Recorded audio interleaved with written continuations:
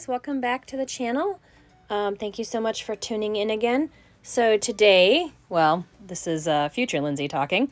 I'm going to be talking through grinding our own ground beef. So I have the videos sped up because this was actually a quite long process. And I'm going to kind of talk through a little bit about what we did and how it went and my recommendations. So why did we grind our own beef? Well, a year and a half or almost 2 years ago now, we bought a whole cow. We went in with a bunch of families in town.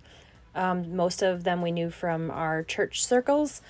And we bought 3 whole cows, and then we split it between the families based on who needed how much, and we broke it all down so that everybody paid, like, the amount that they paid for the amount that they got, So anyways, it turned out to be a fantastic deal. We ended up getting pasture-raised, organic, grass-fed, grass-finished beef, 3 of them, and it ended up working out to like $6 a pound, which at the time in 2021 was phenomenal. Like, we can't get anything close to that right now.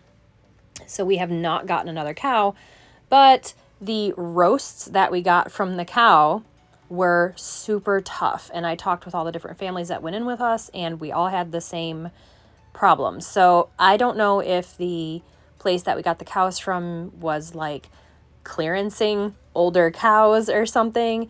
And that's fine. I don't mind that, because the ground meats, the ground beef, the organ meats, the other cuts that we got, the ribs and all the other cuts were fine. It was just the roast. But unfortunately, we had 30 pounds of roast. So it was a lot of roast that had just been sitting in the freezer, in the deep freezer for almost 2 years. And I just felt so horrible about throwing it out. But I'm telling you that I tried every method of preparing this meat that I could think of. I even bought an Instapot just to try to break down these roasts, and it did not work. I crock potted one of those roasts for 15 hours. I'm not even kidding. Did not work. It was still super tough. So the taste of the meat was all fine. It was fine. It was just so tough. I just couldn't make it work. So I just put the roasts back in the freezer. I put the roasts in the freezer, and there they sat. So when I did the video about deep cleaning the freezer, I had already done this because I knew that I was going to be deep cleaning the freezer, and I needed to get all those roasts out of the freezer. So what you see me doing here is chopping those roasts and steaks that we ended up not using into about 1-inch cubes. We borrowed a KitchenAid meat grinder from a friend at church who had one. I did not want to buy a grinder just to do this one time. Now, in the future, we may do this again, because I can definitely get way better prices on roasts than I can on ground beef. So, it may be a thing that I'm going to have to invest in eventually, but not right now. I just wanted to get these roasts out of the freezer and clear up room and get everything cleaned out. So, I had already cut up a bunch, and my husband is over on the other side of the room actually using the meat grinder right now in this video, and he is grinding the first batch, and then I'm going to grind the second batch. So all I'm doing is I'm just using a knife that I shouldn't be using, but I just have a little cutting mat underneath there so I don't damage the knife on our counters. We have granite, so I don't want to dull my knife on that. I would highly recommend that if you're going to do this, first borrow a grinder from somebody. Don't go out and spend the $80 or $100 or however many dollars it is to buy a grinder. Borrow one first, if it's possible. Ask around. You never know who may have the KitchenAid attachment, or who may even have a standalone grinder that they have no problem with you using for a day. And then do it and decide if that's something that you want to invest in long term. Because we were able to borrow the plastic KitchenAid meat grinder, and it worked perfectly fine for what we were using it for, which was only 8 to 10 pounds of grinding. If we were having to do any more than that, we would have needed something bigger with more power. We would have needed the metal KitchenAid grinder, or we would have needed a standalone grinder.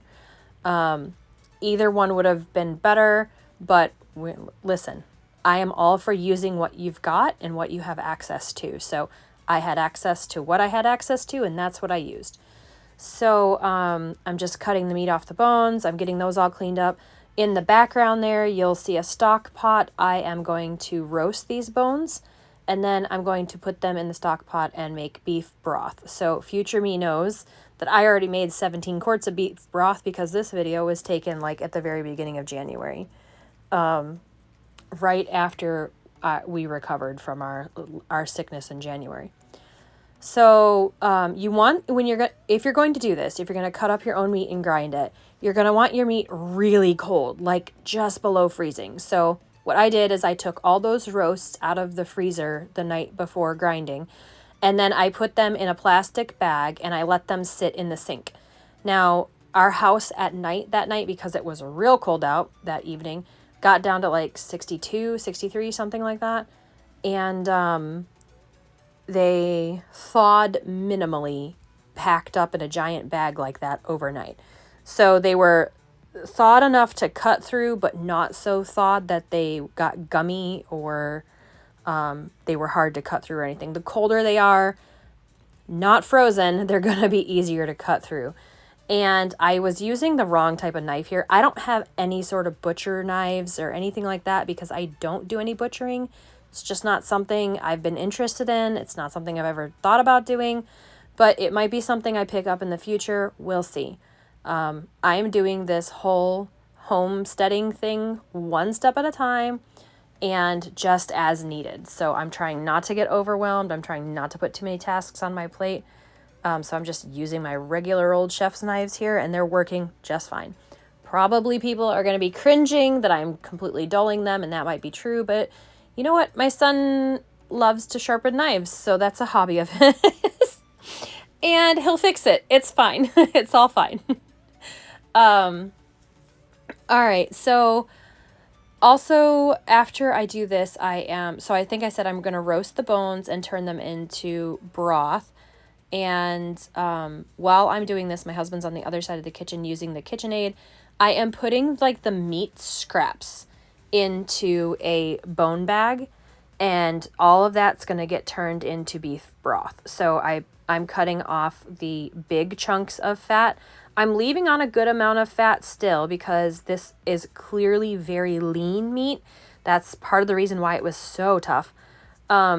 And it's a little bit older, so leaving some fat on it for the grinder is a good idea. At least what I read online and the many YouTube videos that YouTube University suggested to me said to leave some fat on it, especially if they're tougher, older roasts, just makes it easier to grind and it makes the end product taste better. So in total, I think we ended up with 8 pounds of ground beef by doing this, and we ground several roasts that we had in the freezer.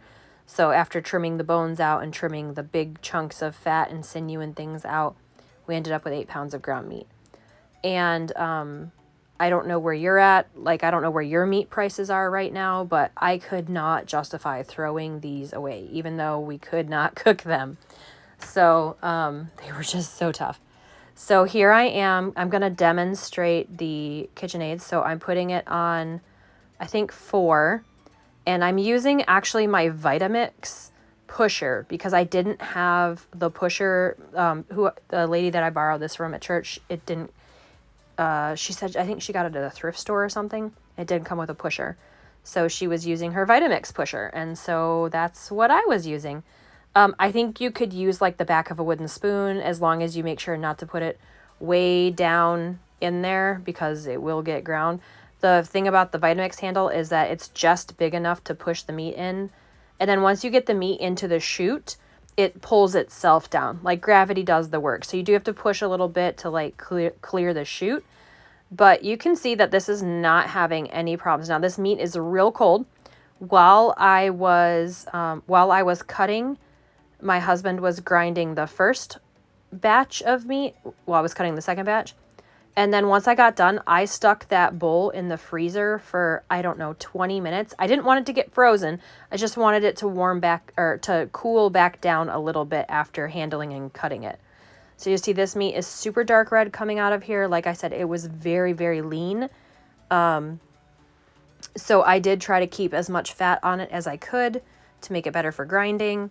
I turned it off here because I was done. That was all the meat. Like you can see, I sped this video up 2 times, but that was it.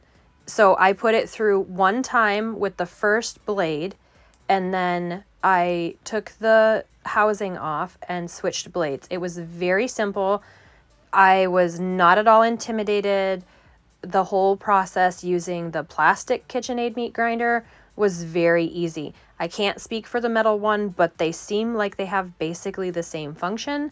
And this worked really well. It did not stress. I have a KitchenAid Artisan. It did not stress the machine out at all. I had no issues.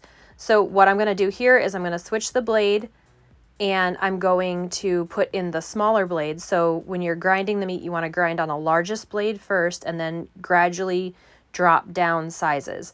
This particular one that I borrowed only came with 2 blades, a big one and a small one, so I did what I could with that. I don't know if you like bought this from KitchenAid, if it would come with more than 2 blades. I haven't looked into it. I know that the metal one comes with a couple, I think 3 blades or 4 blades or something like that.